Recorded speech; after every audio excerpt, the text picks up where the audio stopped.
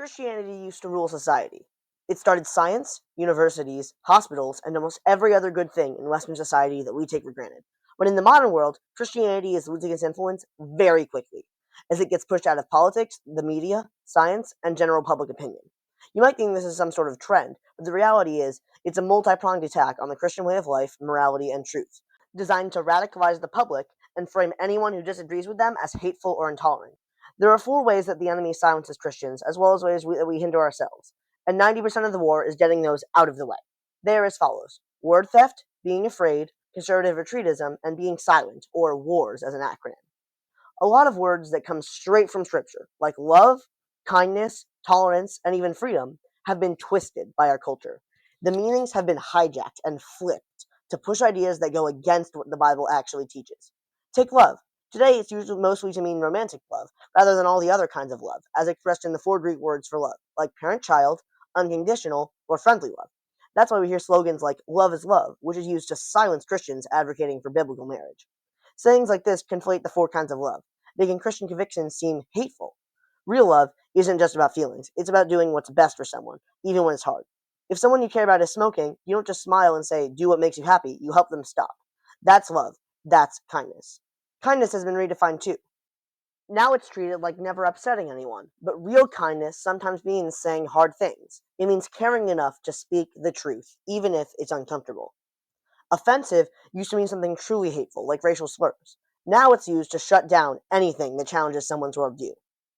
It's used as a panic button to put people in flight or flight mode, which conveniently prevents Christians from evangelizing. People hear a Christian perspective and immediately label it offensive just to avoid dealing with it. Bigoted is another one. It's thrown at Christians constantly, as if believing in moral truth automatically makes you hateful or arrogant. But standing firm in your beliefs doesn't mean you hate people. It means you care enough to speak truth, even when it's unpopular. Calling Christians bigoted is often just a smokescreen for moral relativism. Freedom, contrary to popular opinion, is not a sacred moral good. Freedom is only good when it's freedom to do something that you're supposed to do. This is a common misconception in the abortion debate. But freedom does not override life. Without the right to life, no other rights matter, because you'd have to be alive to have them. And tolerance, the big one, that used to mean respecting people even when you disagree. In fact, tolerance requires disagreement. After all, you don't tolerate things you agree with. Now, it means full approval of whatever someone does, no matter how harmful. If you don't celebrate it, you're labeled intolerant. But real tolerance doesn't mean pretending everything is good. It means loving people while still telling the truth. But bro, why does this matter? All these words, love, kindness, tolerance, and choice, used to point to something good. Now they're used to silence Christians or paint us as bad guys. That's not just frustrating, it's dangerous. If we don't speak up and reclaim what these words really mean, we'll be eternally seen as the bad guys, making the war that much harder. Christians are being silenced by the culture and by our own fear. With the world against us and the devil feeding it, it's easy to stay quiet instead of fighting for God's kingdom. But remember, God is stronger than the culture. What you fight for in Him is eternal. Their hatred is temporary. The unafraid 2% will always outlast and beat the complacent 100%. That's why society is drifting so secular. The few who fight shape the future. And right now, the strongest fighters are the anti-Christian secularists. If we never stand up for truth, they will always win. This generation must be galvanized to fight for every piece of ground we can. Because if we don't stop it today, it will become that much harder in 20 years. Because progressiveness progresses. Even with all these issues, the greatest threat to Christianity in America and the West isn't the culture, it's actually a mindset that most Christians have of retreatism. For centuries, believers stood their ground. When heresy rose, they fought it. Athanasius was exiled 5 times for believing Jesus was God. But no matter how bad the heresy got, he never stopped defending the truth. But today, Christians retreat. At every turn, we abandon the institutions our ancestors built: schools, cities, media, culture, handing their power, influence, and wealth to the devil without a fight. We start over or disengage entirely, breeding a retreatist mindset that weakens everything we touch. If we don't stand and fight now, the world will only grow darker, and the next generation will face battles we were meant to win. The time isn't soon, it's now.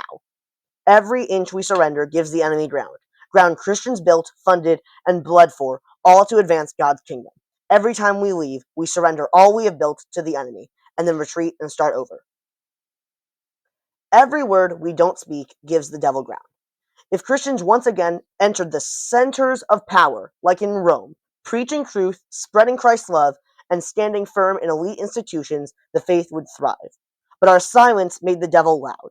Though we were the majority, fear of offense kept us quiet, while evil rewrote morality, law, and truth itself.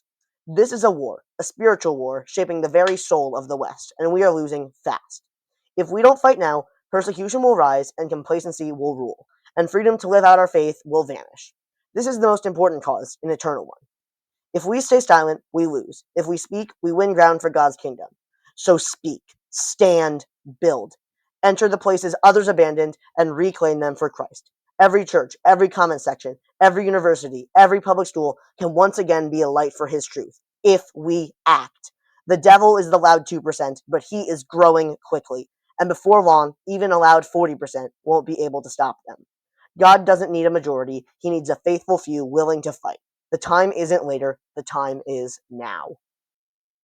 Our mission is to help you know and follow Jesus through Bible studies, historical Christian documents and creeds, and apologetics.